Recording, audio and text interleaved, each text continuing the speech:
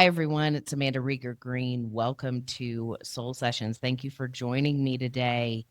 We are going to dive into the next year and a half of energy and the evolutionary shifts that we will be experiencing as a collective, but you will feel on a personal level.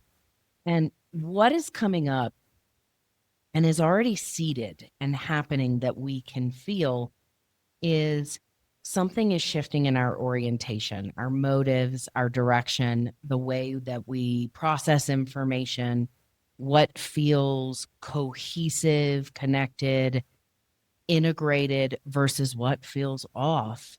Different sensory perceptions are going to start coming online, especially in the next 2 to 3 months. I think you and I both will feel it individually. We'll see some things on the collective scale that will echo this. But take a moment as we start to think back over the last year and a half, essentially to January of 2025. Think back and think how much you've changed. You've grown, you've evolved. Your taste buds, so to speak, have evolved. Mine have. What's happened in life for you personally in these last 18 months? Of course, we grow and we change, we mature. But the last 18 months, since January of 2025, many of us have experienced pretty significant growth spurts on a personal level, internally, consciously, spiritually, and in life, in our circumstances. Used to, when I would do readings, sometimes what would come up for someone was how their taste buds evolve, how they evolve. And the example that used to come through that made so much sense to me was when I was little, I did not like spinach. I mean, it was kind of like that gag reflex. That's what spinach did for me. And I don't remember when it was, but at some point I started loving spinach. I guess it was in my 20s. I don't remember the point, but when did I go from having a gag reflux to spinach to saying, "Oh, I'll have spinach in my smoothie." That's kind of that is a great way actually to think about the last 18 months or so, arbitrary, the last year and a half, 2 years for yourself in terms of your evolution and your growth. Things that maybe you absolutely disliked or didn't want in your life or didn't jive with you, people, places, experience, interest, or things that did. Now what are the quality of those things, and look at what's changed for you. So I would encourage you, as I start to talk about this, to spend a little bit of time thinking about what has shifted for you. And the last 18 months, year and a half, we've really had a focus on healing ourselves, our emotions, who we are, and learning to discern. A big theme has been discernment, and that's in your thoughts, your reality, your intuition. What is your yes and your no? But also learning to create meaningful experiences and spiritual practices in your life without feeling like you're drowning in information.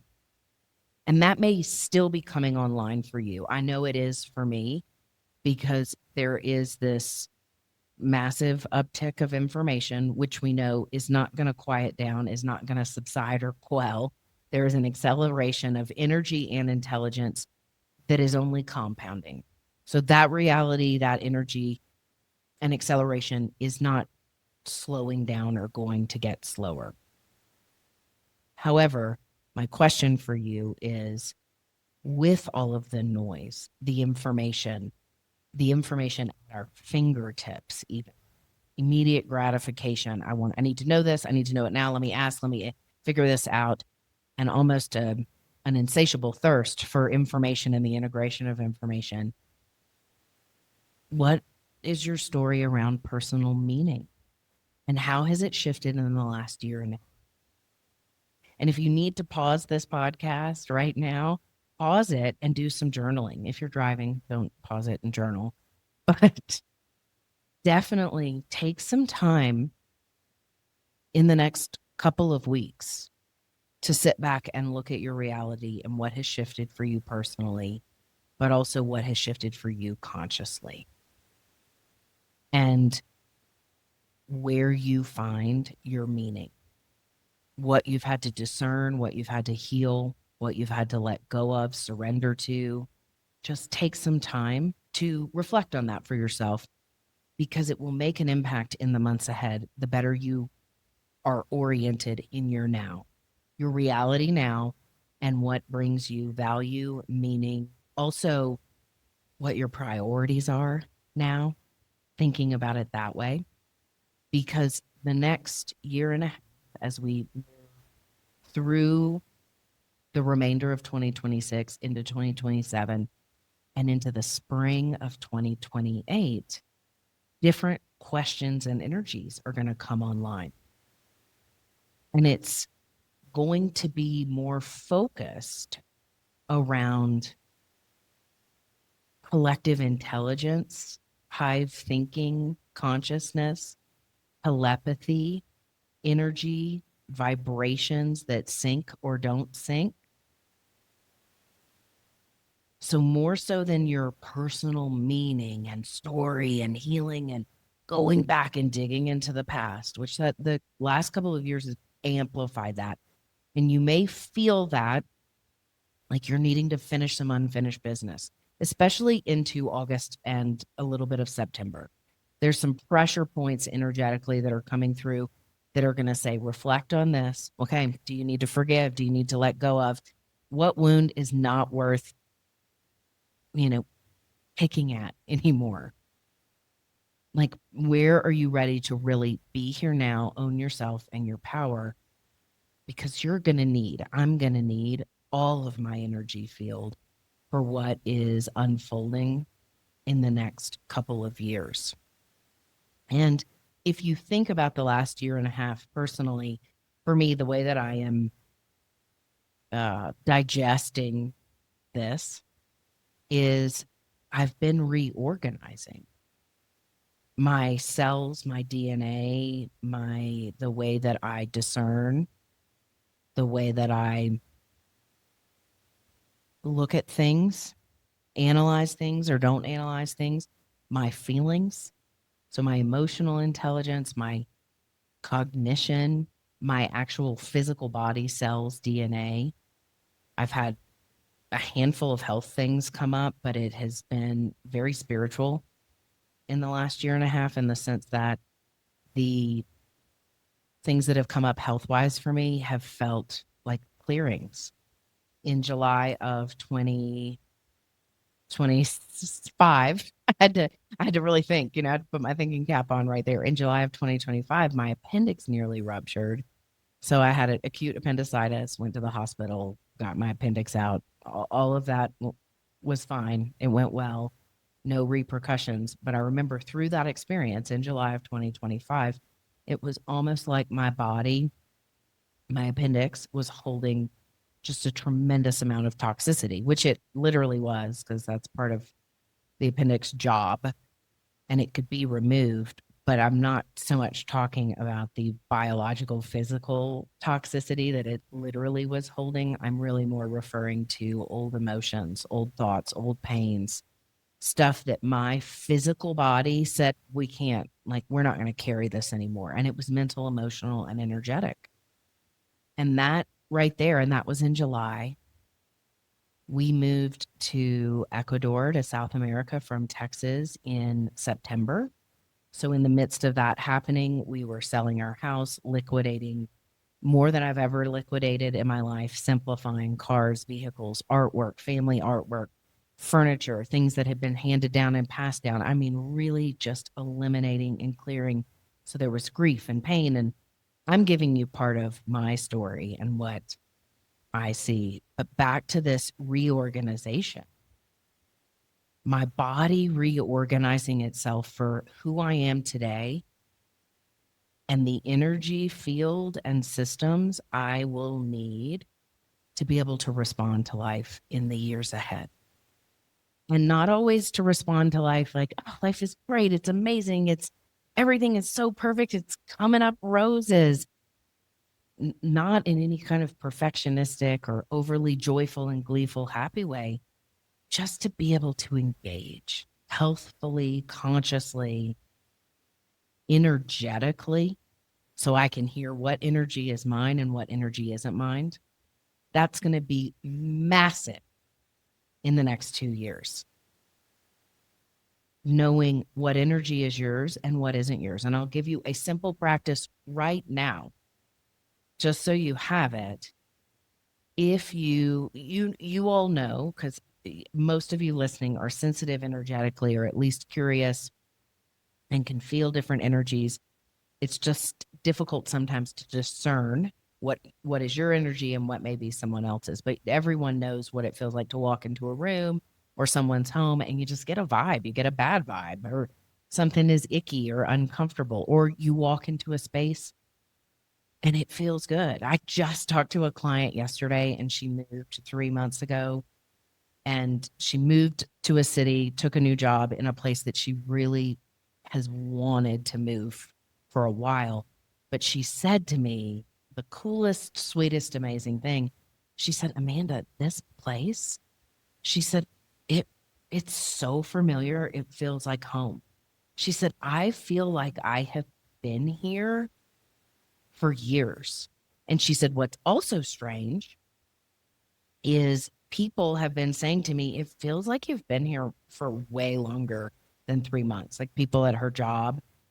And so something in her energy field, and of course there's things like astrocartography, which we can hit some ley lines energetically that match up with our natal chart, or we can go and be in a place that maybe has some karma for us, some energy where we have traced timelines and patterns and life. But what she was saying is, I feel so at home here. Like I've been here for lifetimes, almost like time and space don't exist. And we talked about it because when she was communicating that to me, her energy field was so cohesive. I mean, it was tranquil and calm and cohesive. Her voice was steady. Her frequency was pure. So we dove into it, and there definitely was kind of some interesting karma and things that I think she's supposed to be there now to reconcile. Back to your own energy field, knowing when you feel at one, cohesive, at home in your own skin, but also recognizing when energy coming in is not yours. And it's also not yours to process. The simplest way to do that, the practice I was going to share, is when maybe you're feeling uncomfortable, emotionally overwhelmed, or you're talking to someone and it just feels off or too much, you just immediately say in your mind's eye, you don't have to say this out loud, you immediately say, is this mine? Meaning, is this energy, is the stuff, the gunk, the heaviness, the anxiety, the depression, the jitteriness, whatever the feeling, sentiment, energy is that is coming into your field, you just say, is this mine? And when you're saying that to your soul, your oversoul, and God, your higher power, all the energies that be, you are throwing that question, is this mine? Is this Amanda's? Is this Susan's? Is this Sarah's? Whatever your name is this mine? And you will immediately, probably even before you get the question out in your mind's eye, get a yes or a no. And it's like a quick impression, yes or no. And if the answer is yes, that energy is yours, then that's your energy, your anxiety or sadness or discomfort, whatever it is that you're feeling, you get to sit there and breathe through it. And the key here is not to go back and psychoanalyze it. It's just to say, oh, let me name it. Okay. Oh gosh, I'm feeling some sorrow. I'm feeling some heaviness. And likely whatever it is energetically that you're feeling, you may not be feeling from the next. It may be something that is ancient in your cells and your DNA that was passed down genetically 7 or 8 lifetimes ago, 7 or 8 grandparents ago, ancestrally. It could be something even older and more ancient than that, or it could be something from childhood or from 2 weeks ago.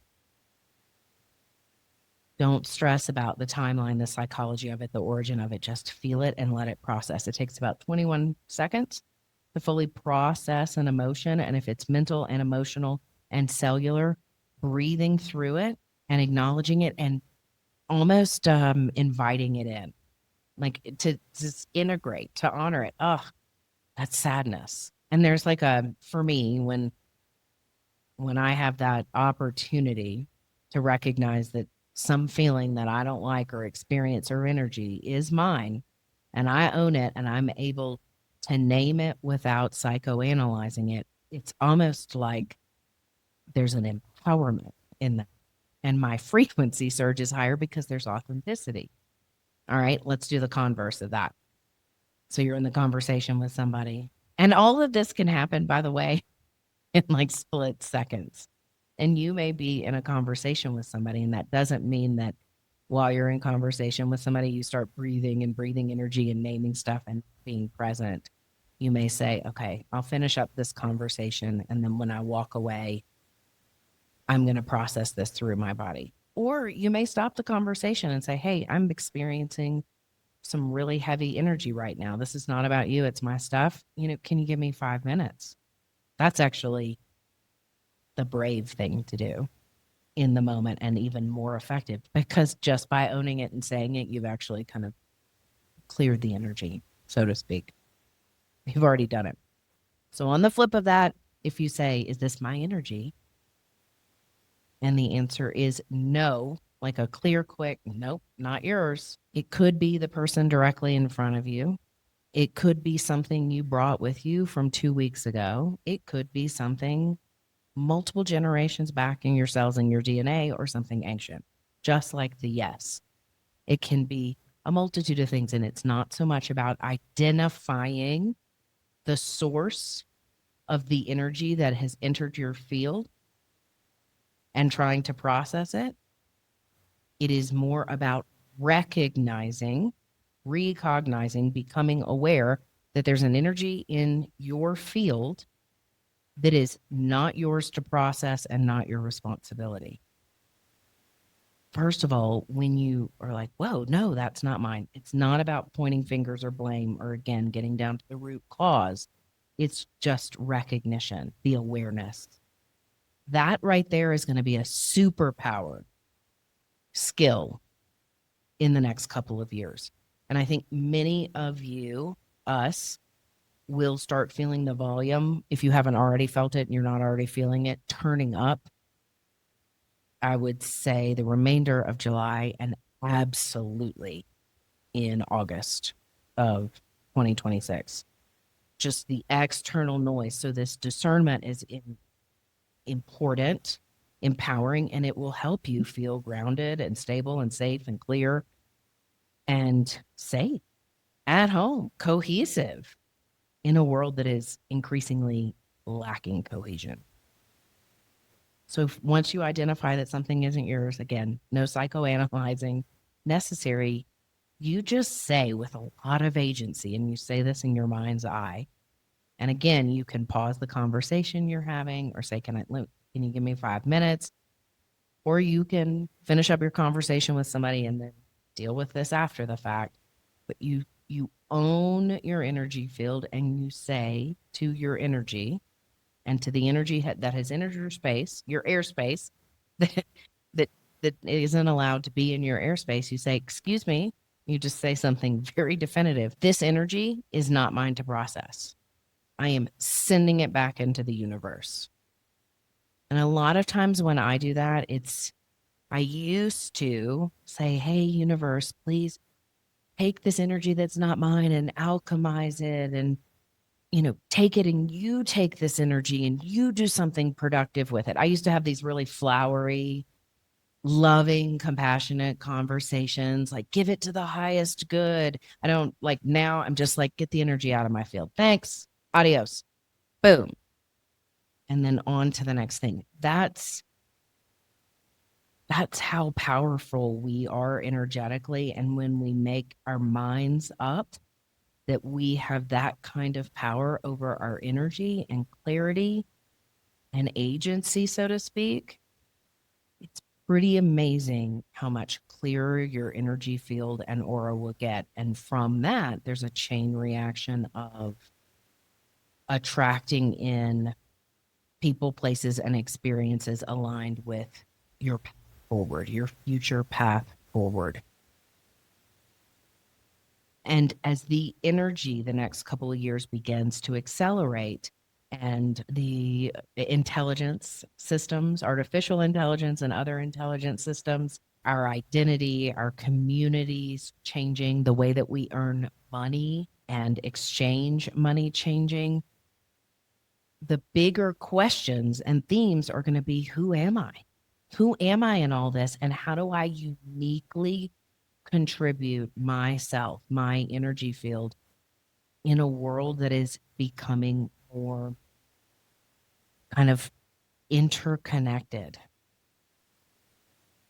where it's difficult to discern individuals? Who am I and how do I matter? And in order to know that, feel that, resonate at that level of cohesion, a lot of it is your energy system and the energy in and around you and how you are conscious and cognizant. So there's some patterns and energy changing. And I want you to sit with that a little bit. And I'm going to do a follow up to this podcast, like a part 2, where I'm going to dive a little bit deeper into something that's happening astrologically, which is one of the oldest symbolic systems in astrology, is the north and the south nodes of the moon, the axis of the north and the south nodes of the moon shifting polarities and shifting astrological signs and psychology from the north node being in Pisces and the south node being in Virgo to the north node being in Aquarius and the south node being in Leo. And those nodes will shift at the end of July, and they will be in Aquarius, air, Leo, fire, through the spring of 2028. And in that collective experience and time frame, that 18 months or so, humanity collectively will be integrating different developmental lessons. So I'm going to stop here because I think the starting point is looking back over the last year and looking at what you've healed, what you've learned to discern, where your meaning originates, what your meaning and purpose is and feels like now, your energy field, your taste bud, what you love today, you like today, you vibrate with, you jive with, versus what's not important to you anymore that might have been important a year and a half or so ago, 2 years ago, or not a priority. Remember during the pandemic when most of us experienced some pretty significant priority shifts in a short period of time? Things that used to be important weren't anymore. That's what the last 18 months, one of the biggest pressure points and energetic reorganizations the cosmos and the energy field has asked of us is, what matters to me? Who am I? And how do I let go of all the distractions and the noise? What really matters to me? And the next months ahead are going to be asking who you are, what your unique energy and signature is, and how it contributes to the bigger picture of the evolution of humanity. Really big stuff. So I'll dive into that in part 2. But for now, please take a little bit of time to reflect with yourself on who you are, what's been shifting for you, what your priorities are, what matters, what you've learned about yourself, what you want and need versus what you don't want and need. take some time right now in the energy to marinate in that, because it will help you and me, us. It will help us so much in our orientation forward in a higher timeline. And also practice with your discernment with your energy field a bit, as far as maybe in the upcoming weeks when you are feeling and sensing energy, whether it's coming through mentally, like mental chatter, it's emotional. Both of those things are really amplified right now. It's like the volume is turned up mentally and emotionally, and asking if it's your stuff.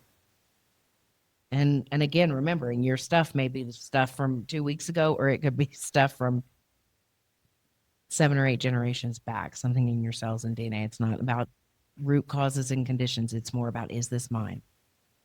Do I need to sit here and let it run through and process and integrate to create greater cohesion? Or do I need to ask the energy field to remove this, to clear this? And if you're struggling with ownership agency of, I don't need this in my energy field, it's not mine. If you can't quite get into that oomph of it, then do some other energetic clearing things to support you. Get some sage, cleanse and clear the energy around yourself in your home. Maybe get some plants. Plants are great for this. Indoor plants in your house, green leafy plants that are like ivies that just kind of grow and grow wild and wicked and amazing. Those plants are wonderful for clearing your energy field. They do a lot of things apart from that, but they really are great. So that's a wonderful thing, is to have some plant energy in your home, and especially next to your bed. Putting, having some kind of ivy or finding an indoor plant, depending on the light, next to your bed while you sleep, having that plant energy in your energy field, creating cohesion. And also if you want crystals, which can help very much in reorganizing energy, a great one is selenite. Selenite is a salt-based stone. It's purifying.